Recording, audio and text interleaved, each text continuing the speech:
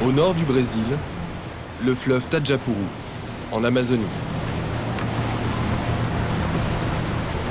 Jessé, 14 ans, et Lisette, 11 ans. Ce rodéo avec les bateaux de passagers n'est pas un jeu. Ils travaillent. Ils ne sont pas seuls. D'autres enfants s'accrochent à la pirogue de Jessé pour s'amarrer au navire.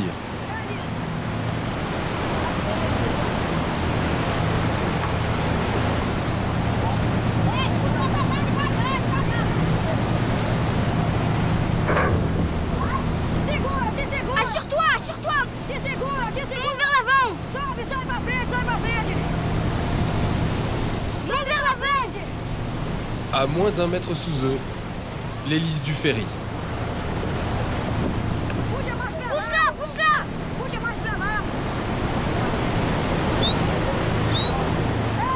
Poussez vers le côté, passez la corde par là! Les remous sont trop forts, la pirogue va chavirer!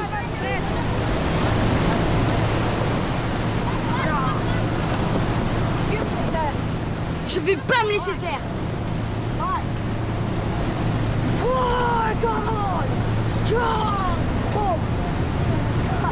Tous ces efforts pour vendre des conserves et des fruits aux passagers contre quelques réals, la monnaie brésilienne. Combien tes cœurs de palmier, petit? 75 centimes d'euros. Ils sont bons? Tu les achètes ou tu les fais toi-même? Je les achète plus haut sur le fleuve. Ils sont pas avariés. Non, il y a des conservateurs et des sulfates. Le Rio Tajapuru est unique. Il n'y a qu'ici qu'on peut rencontrer ces petits vendeurs, en pleine jungle, au cœur du delta de l'Amazone. À cet endroit, le fleuve est très étroit, les bateaux passent plus près des rives. C'est pour cela que les piroguiers parviennent à les aborder. Une dizaine de pirogues se sont accrochées au Bon Jésus. Le capitaine n'a pas ralenti son allure, il a un horaire à respecter. Des cœurs de palmier? Donne-moi un pot, s'il te plaît. 75 centimes d'euros.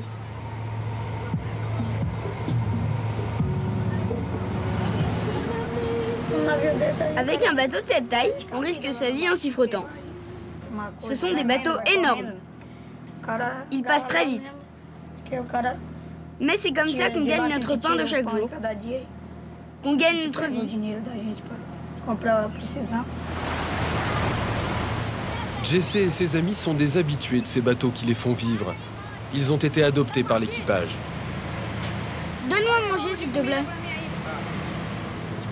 Sur le Bon Jésus, à chaque fois, on leur garde une assiette. Vas-y, mange.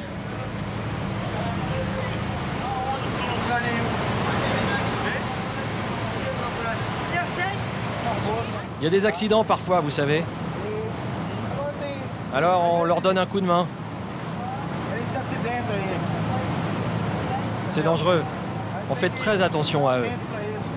Parmi la trentaine d'enfants qui sont montés à bord, il y a des tout petits. Cela inquiète le capitaine Santos. Je tiens un registre et je note tous les noms des enfants. J'en vois de plus en plus depuis un certain temps. Cela me préoccupe beaucoup, surtout parce qu'il y en a énormément, et des tout petits, de 6 ans, et non accompagnés. Je fais un rapport aux autorités. La nuit, c'est vraiment trop dangereux. Je leur ai dit à tous de ne pas aborder le soir. Le jour encore, ça va, je veux bien. Mais la nuit... D'après le code fluvial brésilien, le capitaine est responsable en cas d'accident. Fais attention, on prend bien la corde au milieu. Attache, attache. Allez, t'es prêt? Vas-y, lâche.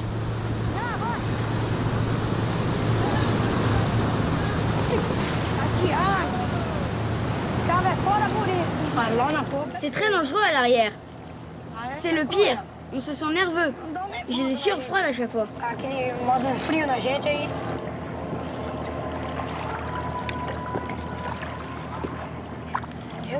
Je suis le fils d'un homme. J'ai le bon âge pour travailler tout seul.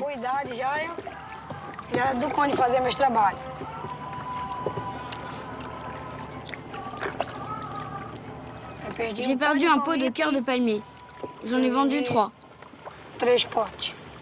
Jesse ne sait ni lire ni écrire, mais il sait compter ses bénéfices. 2,50 €. L'argent que Jesse gagne sur les bateaux sert à faire vivre sa famille. Il est le cadet de 12 enfants. C'est sa mère, Benedicta, 57 ans, qui le réveille tous les matins.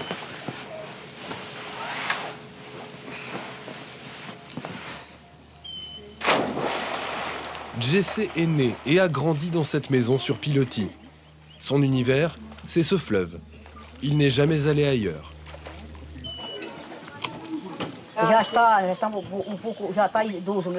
Mon mari est trop vieux pour travailler.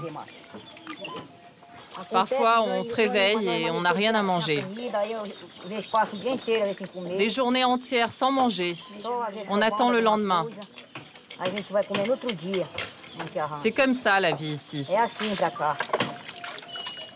Des jours on mange, des jours on mange pas. La famille est nombreuse, 12 adultes et 16 enfants qui ont tous appris à nager avant de marcher.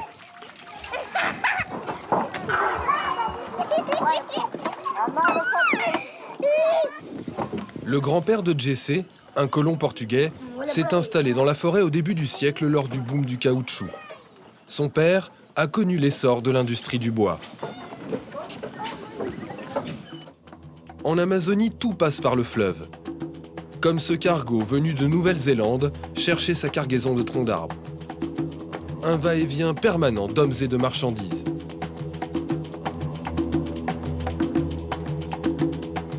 Ces barges, ce sont les transports en commun. Pour les habitants de l'Amazonie, le train, le bus, tout à la fois.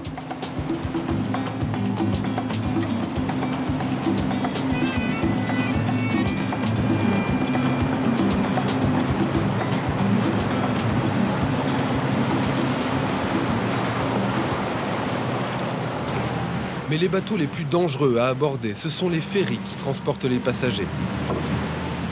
1500 tonnes, lancées à 30 km/h. Jesse connaît la meilleure place. À l'avant, à l'abri des remous. Derrière, la dernière pirogue est en difficulté. Elle se remplit d'eau.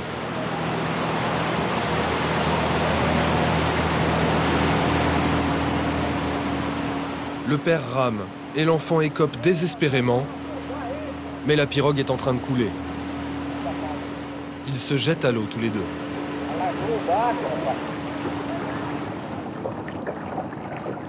L'important pour eux, récupérer les marchandises.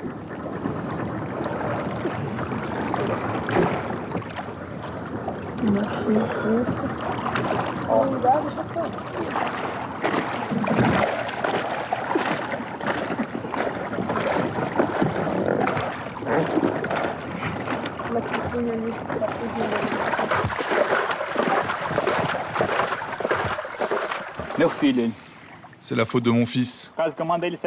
Il n'a pas écouté, il n'a pas écopé assez vite, alors on a coulé.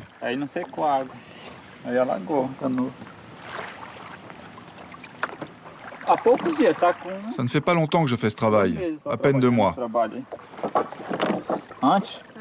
Avant, je travaillais dans l'industrie du bois dans la jungle.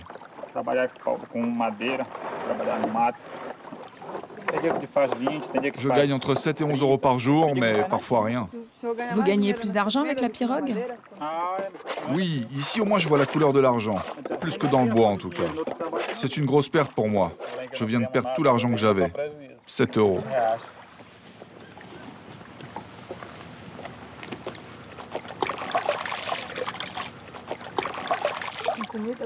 Vous avez mangé aujourd'hui? Non, on n'a rien mangé. Et l'argent que j'avais pour faire les courses, il est tombé à l'eau. Manuel Fernandez, son fils et le reste de sa famille devront attendre le ferry du lendemain pour gagner un peu d'argent et faire leurs courses. Sur le bateau, Jesse, lui, continue de faire des affaires. Vas-y, donne-moi une douzaine. 60 centimes.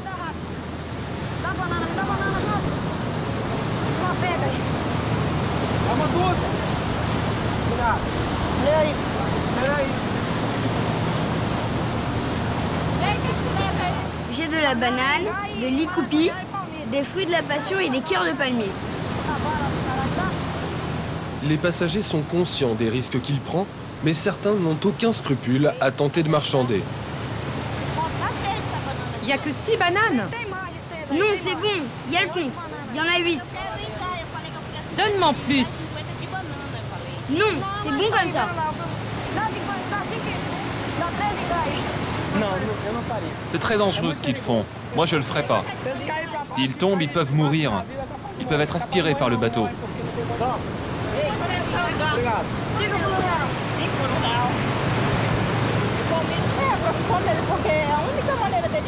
C'est leur métier. Pour vendre leurs produits, ils abordent les bateaux qui font l'aller-retour à Belém. C'est leur vie, c'est le commerce du fleuve. Le commerce du fleuve, Jesse le pratique 7 jours sur 7 depuis l'âge de 10 ans. À 14 ans, il n'a passé qu'un mois de sa vie à l'école. En pirogue, il lui faut plus d'1 heure pour y aller.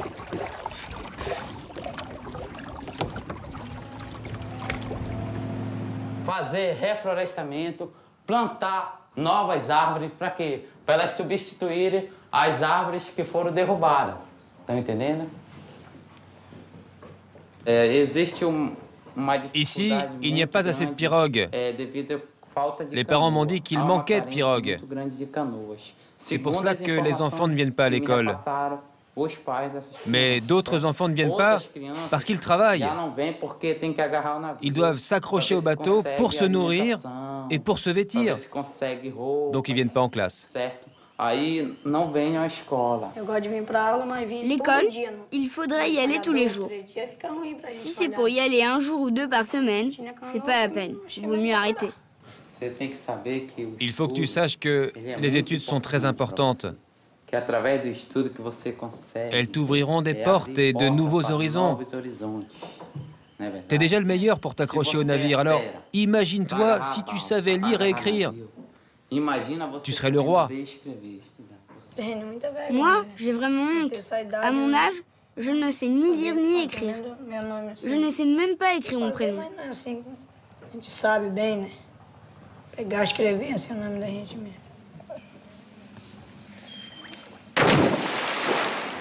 L'école de Jesse, c'est le fleuve et la jungle.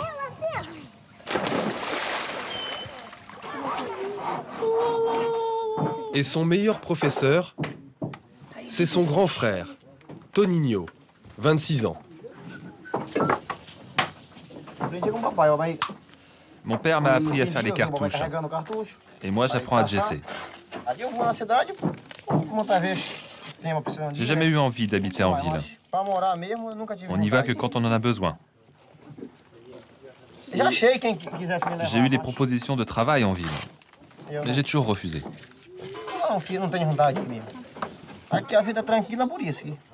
Ici, on est libre. On fait ce que l'on veut, quand on veut. On a une vie tranquille. Le plus important, c'est d'apprendre à se débrouiller. Pour moi, c'est important d'apprendre à faire plein de choses, comme mon frère. Construire un bateau, travailler le bois, défricher la forêt, travailler quoi.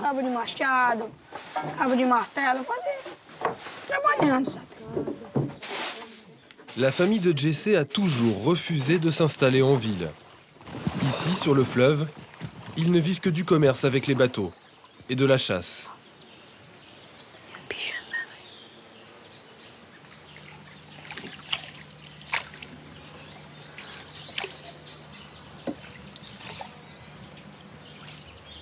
Lire.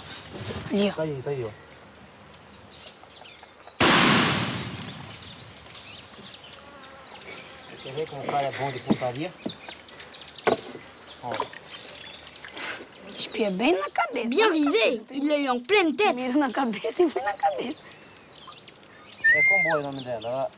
C'est un serpent venimeux. On l'appelle le cowboy. Quand on passe, il te mord.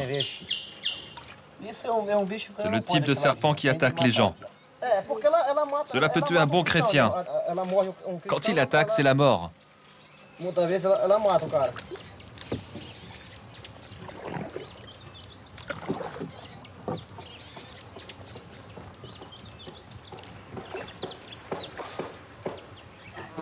par là. Regarde, je vais aller le chercher.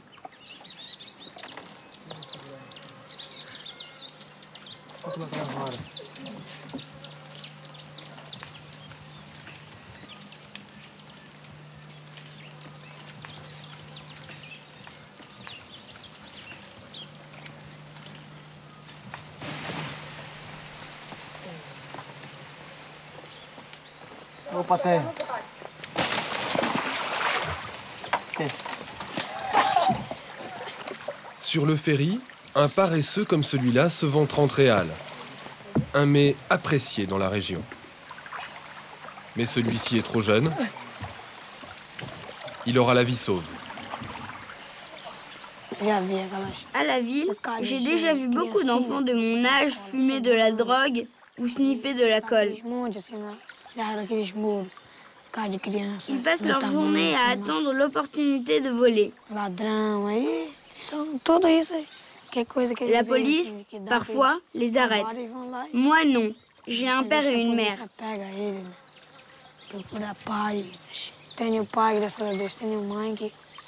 Dieu m'éloigne du mauvais chemin, celui du vol.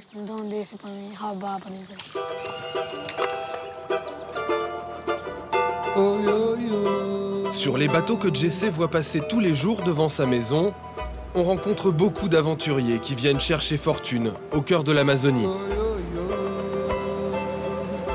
Comme ce vieil homme, il s'appelle Ulysse et raconte son périple à qui veut l'entendre, une histoire de trésors perdus au fond de la jungle.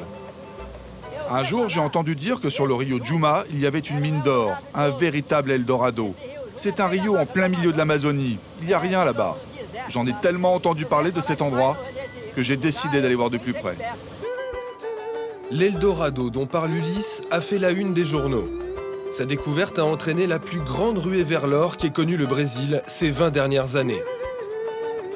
Pour y parvenir, des milliers de mineurs ont emprunté ces bateaux qui s'enfoncent dans la jungle. Une aventure dangereuse. Là-bas, je suis tombé malade. J'ai mal au ventre et j'ai de la fièvre. Je pense que c'est la malaria. C'est pour ça que j'ai laissé tomber. C'est fini. Je rentre chez moi. Pour suivre la piste des chercheurs d'or, il faut quitter le fleuve Tajapuru et remonter l'Amazone vers le cœur du pays. Apuí, 20 000 habitants, quelques rues goudronnées, au milieu de nulle part. Il y a 3 mois, personne au Brésil n'en avait entendu parler. Mais à 80 km de là, dans la jungle, quelques chanceux ont découvert de l'or. Depuis, presque 10 000 mineurs sont passés par ici pour rejoindre l'Eldorado. Ces deux-là viennent juste d'arriver. Le petit s'appelle Amerigo et le grand José. Ils sont ouvriers agricoles. Ils ont quitté femme et enfants et parcouru plus de 2000 km. L'espoir, c'est de trouver de l'or. Ouais, trouver de l'or. On va devenir riche.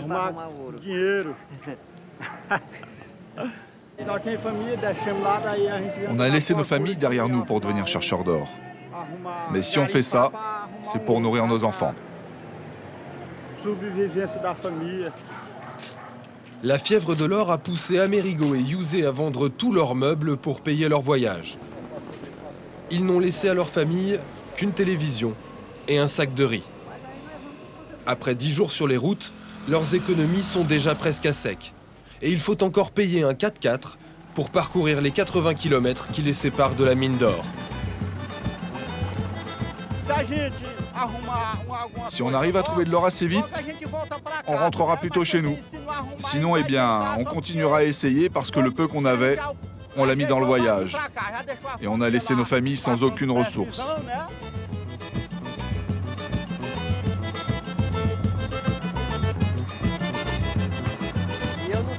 Moi, j'ai aucune préparation, ni aucun outil pour travailler dans une mine d'or. J'ai juste mon courage. C'est peu, mais c'est ce que j'ai. Chercher de l'or, c'est une vraie aventure. On ne sait pas si on va y arriver. C'est dangereux. On joue avec la chance, on risque notre vie.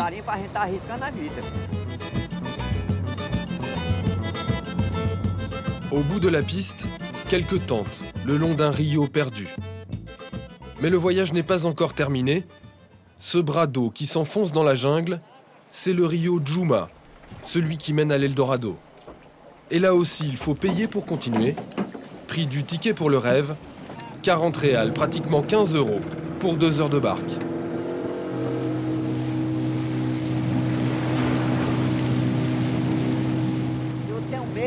On a peur parce que dans les mines d'or, beaucoup de malheurs peuvent nous tomber dessus. Nos familles doivent se faire beaucoup de soucis parce qu'on ne peut pas leur donner de nouvelles. Ils n'ont aucune idée de ce qui peut se passer dans la mine, et nous non plus.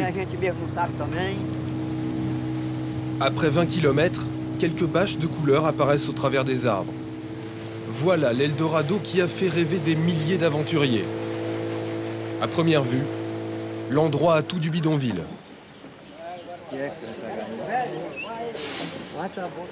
Des cabanes de fortune, des sacs poubelles en guise de toiture. Aujourd'hui, il serait 3 ou 4 000 à vivre ici, en pleine jungle.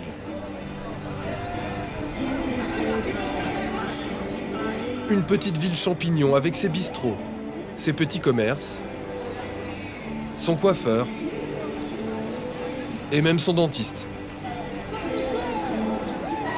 Ici, on peut même suivre le championnat de foot grâce à des groupes électrogènes qui tournent en permanence.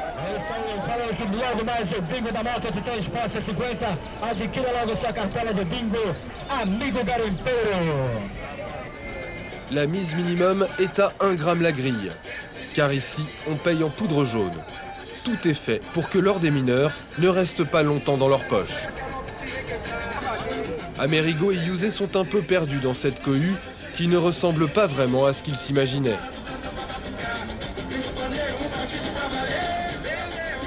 Il y a même une grande épicerie où l'on trouve de tout, à condition d'y mettre le prix. Tout est 2 fois plus cher qu'en ville. Mercedes, la patronne, a été la seule à oser s'installer ici, alors elle en profite. Des boîtes de conserve, des thermos, des boissons, j'en vends beaucoup. Des sucreries, ça marche bien aussi. Du café, des soupes, des nouilles. Je vends même des radios. Moi, ça fait longtemps que je suis commerçante. J'ai ça dans le sang. J'adore vendre des choses. Mais ici, c'est en achetant de l'or que l'on fait le plus facilement du bénéfice. Et voilà comment Mercedes gagne le plus d'argent, presque sans rien faire. Elle achète cash l'or des mineurs, presque 14 € le gramme. Mais ces paillettes, elle va les revendre 10% plus cher en ville. Amerigo et Yusé n'en reviennent pas. Ce qu'on dit de l'Eldorado serait donc vrai, la richesse à portée de tous. De l'or, eux aussi, ils veulent en trouver. Et il n'y a pas de temps à perdre. Direction le gisement principal. Il est à 3 km, au bout de ce sentier qui s'enfonce dans la jungle.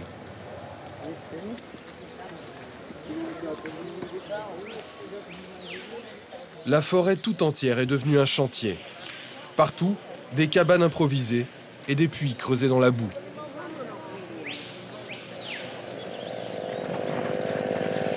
Au bout du chemin, ce champ de bataille était il y a 3 mois encore un ruisseau qui coulait à travers la jungle. 12 heures par jour, des centaines d'hommes retournent le sol à la pelle.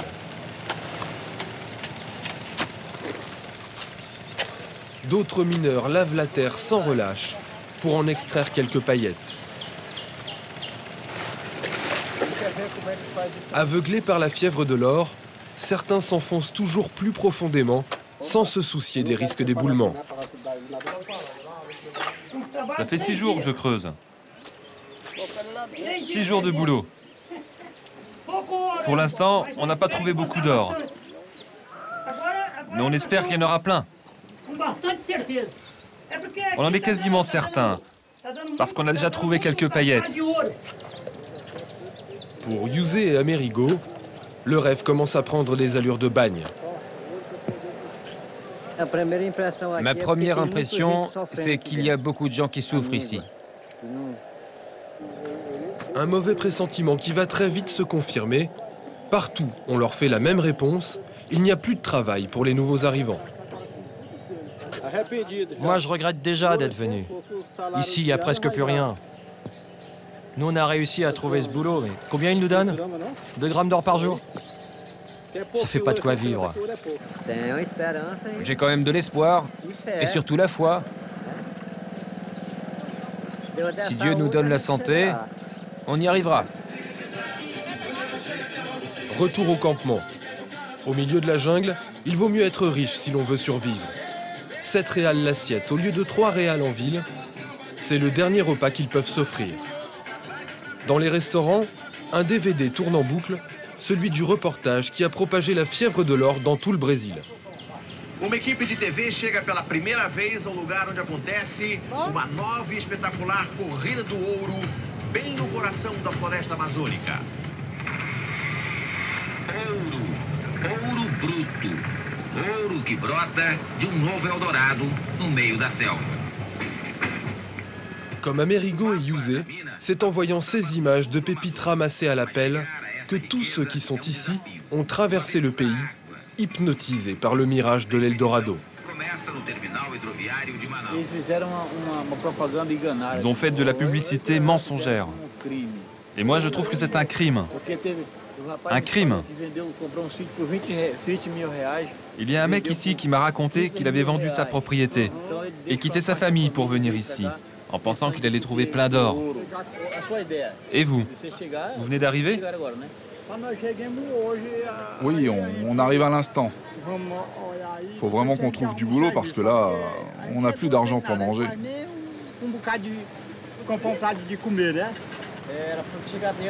Moi, ça fait 15 jours que je suis là. J'ai cherché du travail, je n'ai rien trouvé. Il n'y a plus de place pour travailler. Personne ne te donne de boulot. Personne. On n'a même plus assez d'argent pour faire demi-tour. Donc maintenant, il faut qu'on se batte pour trouver de quoi repartir. Trouver de quoi partir d'ici, Maria, elle aussi, n'a plus que cette ambition. Elle survit en parcourant la jungle pour vendre des bouteilles d'alcool aux mineurs. Allez, achetez mes bouteilles. Tu les veux ou tu les veux pas? Allez, aide-moi, mon frère, je suis morte de fatigue. Tu n'as pas d'argent pour acheter?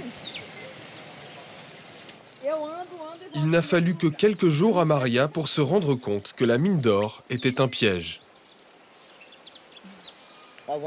Mon alliance, je l'ai mise en gage, 25 € pour payer mon passage en barque jusqu'ici. 25 €. Et maintenant, je me tue au travail pour récupérer cet argent, reprendre ma bague et me payer un billet de retour. Comme des milliers d'autres, c'est en voyant le reportage sur la mine d'or que Maria a cru qu'elle pouvait faire fortune. Elle pense aujourd'hui que seule la télévision peut défaire l'illusion qu'elle a créée, une rivière d'or à la portée de tous. Tout le monde au Brésil pense qu'il y a de l'or ici, alors qu'en fait, il n'y en a presque pas. Moi, j'en ai pas vu un seul gramme depuis mon arrivée. Pas un seul. Et pourtant, ici, il y en a qui tirent leur épingle du jeu. Pour les trouver, il faut monter tout en haut du gisement. Les mineurs ont surnommé cet endroit la Grotta Rica, le filon riche. C'est ce terrain qui donne le plus d'or. Ici, 12 propriétaires accaparent la production. Ils ont formé une coopérative toute puissante que personne n'ose contester. Un véritable clan qui fait travailler des dizaines de mineurs pour 2 grammes par jour. Luciana est l'une de ces 12 propriétaires. Elle a laissé ses 3 enfants en ville à la garde d'une nourrice. Sur la mine, Luciana est devenue une patronne respectée. On a creusé la montagne sur cette portion et on a enlevé toute la terre qu'il y avait ici et on l'a mise là. Et c'est là-dedans qu'il y a de l'or. Ici, c'est la prochaine étape. On retourne la terre, on la mélange bien pour en faire une pâte fluide. C'est important car ensuite on va la laver avec de l'eau pour la dissoudre. Ça se passe dans cette machine, on appelle ça un entonnoir. L'or reste concentré ici, dans ce tamis. Et là aussi, sur ce tapis, parce qu'il est plus lourd que la terre et que l'eau. Avec ce système, les ouvriers qui travaillent pour Luciana ne voient jamais un gramme de poussière d'or. Car c'est sous le tamis, à l'abri des regards, que tombent les paillettes. Le seul moyen de les recueillir, c'est d'arrêter la machine et de la démonter. Un privilège réservé aux propriétaires. Impossible de savoir combien Luciana gagne exactement. Je ne peux pas vous donner une somme exacte de ce que je gagne, vous comprenez? C'est imprévisible. Un jour, ça peut donner 10 grammes, un autre 20, ou 30, ou 40. Luciana en a trop dit. Un autre propriétaire va discrètement la rappeler à l'ordre.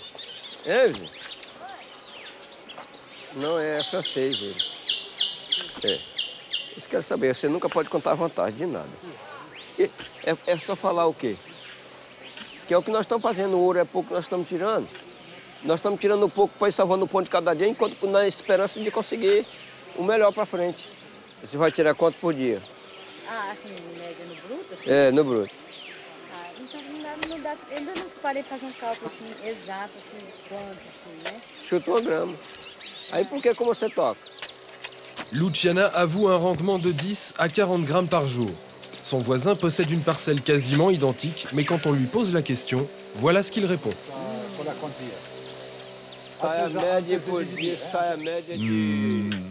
En moyenne, 1 demi-gramme, 0,5. 1 demi-gramme? Non, oui. Oui, enfin 0,5 grammes par jour, quoi. Ici, l'or, on le ramasse à la pelle. Ne dis pas ça, ne dis pas ça.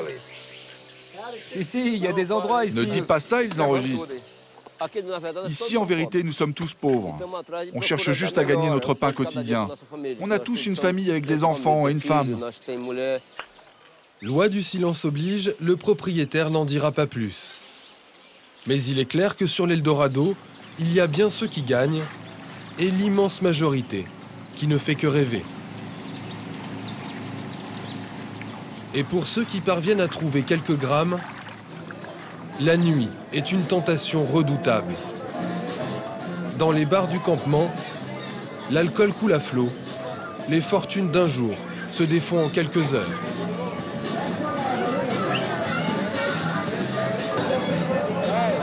À cette table de casino improvisée, on joue sa paye d'un coup de dé. Évidemment, à la fin, c'est la banque qui rafle la mise.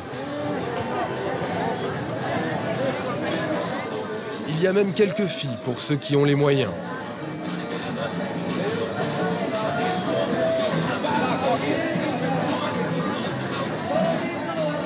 Dans cette cour des miracles, un nom revient sans cesse. Zé Capeta, Joe le Diable. Un nom redouté. Joe le Diable, ici en chemise bleue, c'est le parrain. Il se prétend l'unique propriétaire de toute la mine. Ne pas se fier à son allure banale, tous les mineurs doivent lui payer un impôt de 8%. Une loi qu'il a su faire respecter. Ceux qui connaissent la loi de la mine, ils savent que le pourcentage du propriétaire, c'est sacré. Mais malheureusement, au début, il y a aussi des gens qui sont venus chercher de l'or et ils m'ont fait des problèmes. Aujourd'hui, tout le monde paye sans protester. Et Joe le Diable affiche sa réussite sans aucun complexe. Jusqu'à maintenant, j'ai touché 4 kilos d'or sur l'exploitation. Mais si tout ce que l'on dit est vrai, je devrais avoir touché beaucoup plus que ça. Ça me met en colère, les choses qu'on raconte dans la presse, qu'on dise que j'ai touché autant d'or. Ça, c'est vraiment n'importe quoi. Ok, c'est vrai, je suis pas à plaindre. Parce que le pourcentage que j'ai touché m'a permis d'acheter une petite maison à ma famille. Et ça, j'aurais pas pu le faire avant, c'est vrai. Les 4 kilos d'or que Joe le Diable veut bien avouer, cela représente tout de même 60 000 €. Pour Amerigo et Yusé, cette somme est tout simplement inconcevable. Eux ont dépensé leur dernier billet, ils n'ont pas trouvé de travail, alors ils ont échoué tout en bas du bidonville, au bord du fleuve. Si on avait l'argent, on serait déjà reparti. Mais de toute façon, on n'en a plus. Ouais, c'est un cauchemar. Ce qu'on a rêvé, ce qu'on espérait, ça s'est transformé en déroute.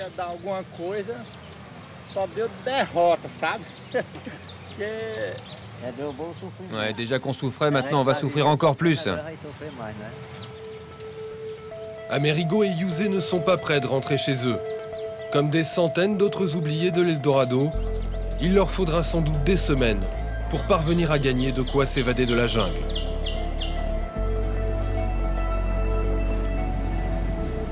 Retour sur le rio Tadjapuru, le fleuve où vivent les petits piroguiers. À quelques kilomètres de la maison de Jessé, des mendiants ont fait leur apparition. La plupart sont des enfants, beaucoup ont à peine 5 ans. Ils sont trop jeunes pour aborder les bateaux, alors ils crient pour attirer l'attention des passagers. C'est pour ces enfants qui sont là, regarde comme ils sont petits dans cette pirogue. C'est pour ces petites pirogues là, ce sont des vêtements. Vous leur jetez de la nourriture aussi? Non, seulement des habits. Parfois on jette de la nourriture, parfois des vêtements. Moi je prépare toujours des sacs pour jeter aux enfants.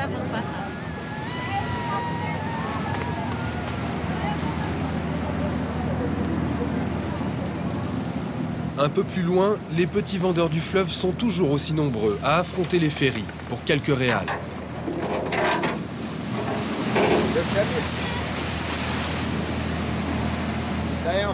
Donne-moi un sac de crevettes.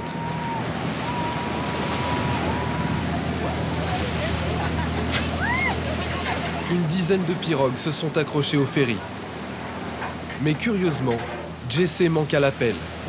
Pourtant d'ordinaire, il ne rate jamais l'occasion d'aborder un bateau pour vendre ses fruits. Il se passe quelque chose sur le fleuve, l'atmosphère a changé. Les ferries se laissent encore aborder par les piroguiers, mais les équipages des barges de marchandises, eux, sont devenus très agressifs. Ces enfants vont en faire l'amère expérience. Sur cette barge, ils ne semblent pas les bienvenus.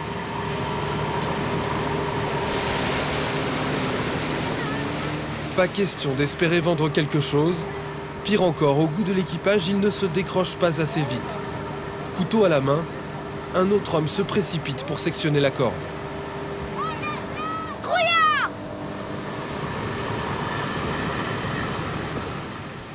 T'as vu comment il nous a coupé la corde? Il a eu peur de nous, le mec, là-haut. Ça arrive très souvent. Ils ne veulent pas nous laisser nous accrocher. C'est dangereux, mais on le fait quand même. On n'a pas peur d'eux, nous. Toutes les saloperies qu'ils nous disent, on leur répond. Moi, ça me donne envie de leur filer des coups de rame.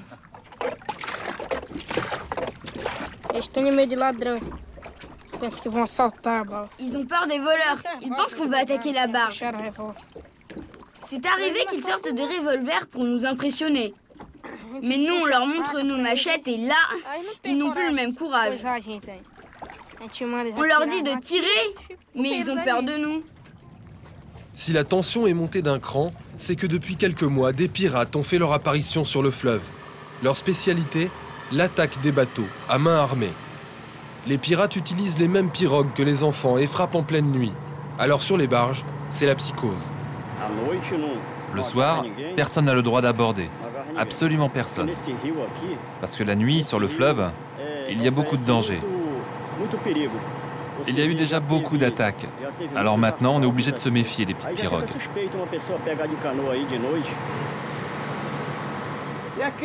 Sur ce fleuve, à cet endroit, c'est déjà arrivé.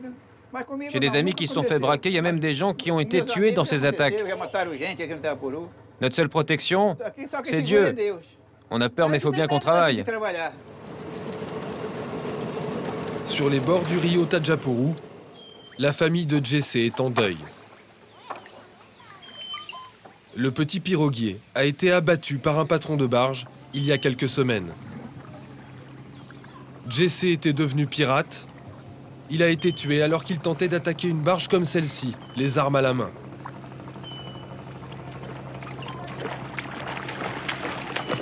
Zé Claudio, l'un des frères aînés de Jessé, a lui aussi participé à l'attaque.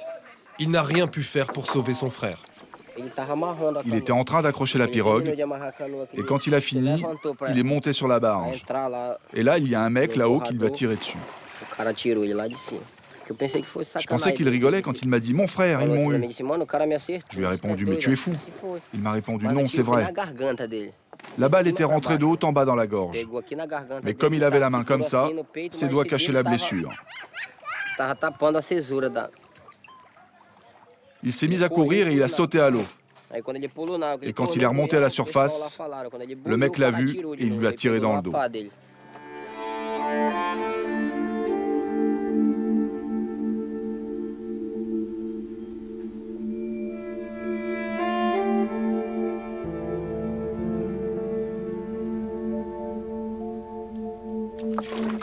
Toute la famille de Jesse savait qu'il était devenu pirate. Benedicta, sa mère, a toujours senti que les choses finiraient mal. Dieu nous avait averti que ça devait arriver dans notre famille. C'était une prophétie.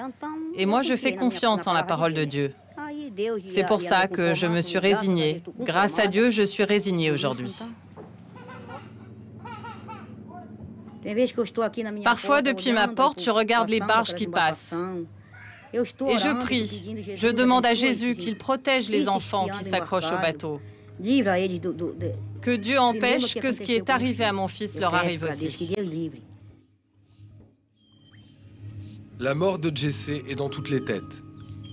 Lorsqu'il passe à proximité du cimetière au bord du fleuve, les petits piroguiers ont pris l'habitude de s'arrêter sur sa tombe.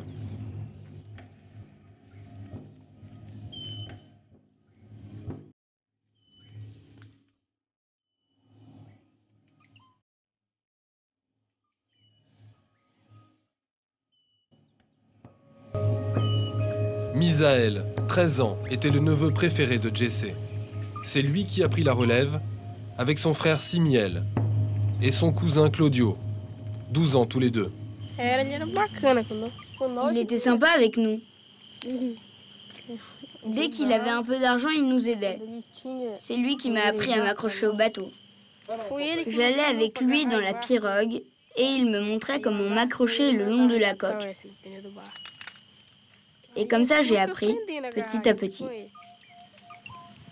À moi aussi, il m'a appris à m'accrocher.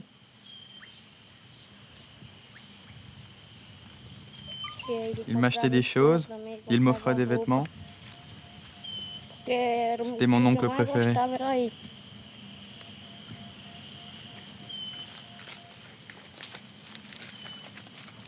Mais malgré le drame, le commerce du fleuve doit continuer. Car pour les enfants du Rio, il n'y a pas d'autre choix. Ce qui rapporte le plus sur les ferries, c'est la vente d'inga, des fruits de la jungle qu'on ne trouve qu'ici et dont les passagers raffolent. Misaël, Claudio et Simiel savent où les trouver, mais la cueillette est périlleuse. Il faut aller chercher les ingas à la cime des arbres, à plus de 30 mètres.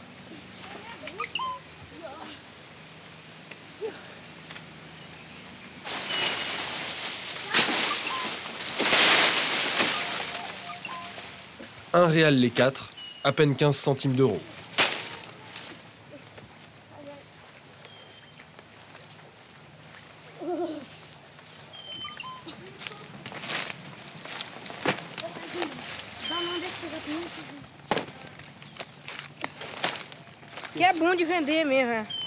Ça se vend très bien sur les bateaux. Les gens aiment beaucoup. On ne paie rien pour ça. On n'a qu'à monter et à le cueillir. C'est Dieu qui les a laissés dans le monde, pour qu'on les cueille et qu'on les mange, pour que les animaux et les singes les mangent aussi.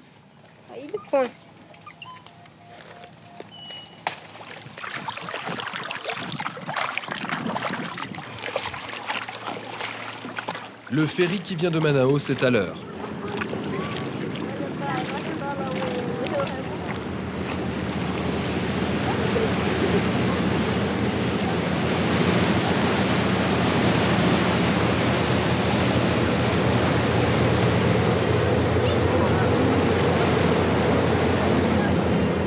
Il faut faire vite, car le bateau est rapide. Chaque minute qui passe entraîne les enfants un peu plus loin de chez eux.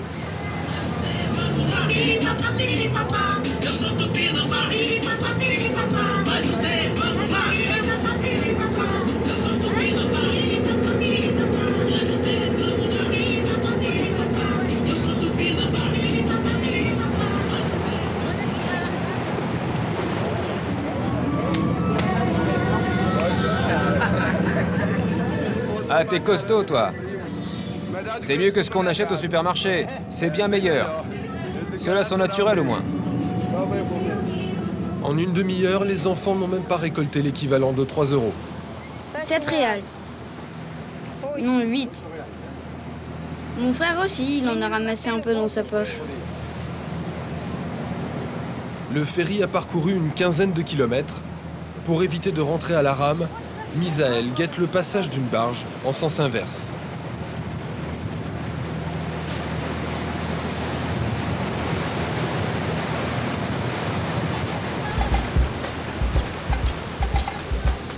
Sur celle-ci, les enfants connaissent l'équipage. Ils peuvent s'accrocher sans risque.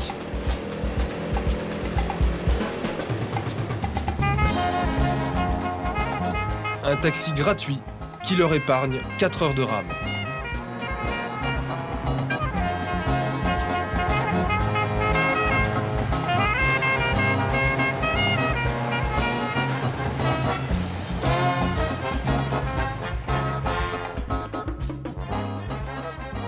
On a tué un tatou!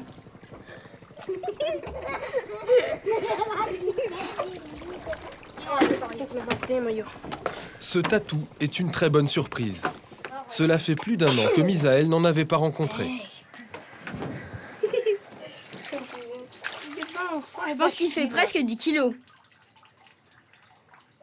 On va le faire bouillir et toute cette partie noire, la carapace s'en va.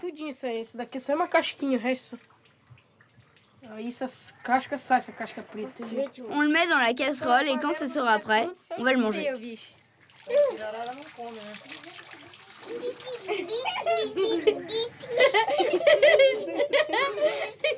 Pour les enfants, c'est la fête, car ici la viande, c'est un vrai luxe.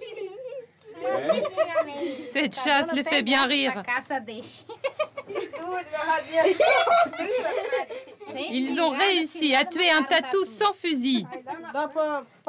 Il y en a plus qu'assez pour toute la famille.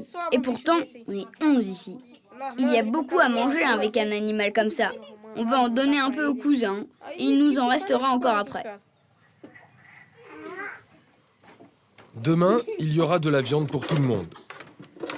Surexcités par leur chasse, les enfants n'ont aucune envie d'aller au lit.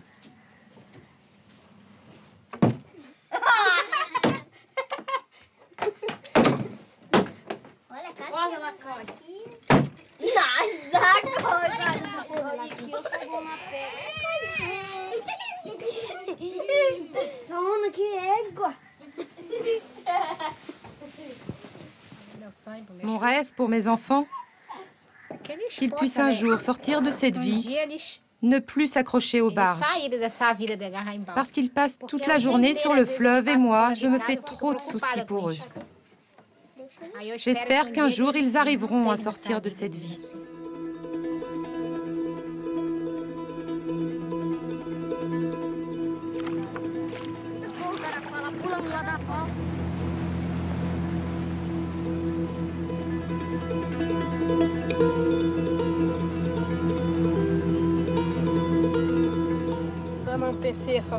Moi, j'ai pas envie de devenir pirate. J'ai pas envie d'attaquer les barges. Ça sert à rien. Quand je serai grand, je voudrais travailler dans une entreprise de bois. On touche vraiment l'argent à chaque fin de mois. On voit la couleur des billets. Et comme ça, on garde la tête froide. Moi, quand j'aurai une famille, je veux être joueur de foot. Marquer des buts comme Zidane. Je serai le meilleur et comme ça, je pourrai aider mes parents. Moi aussi, je veux travailler quand je serai grand. Travailler sur un bateau. Je serai commandant.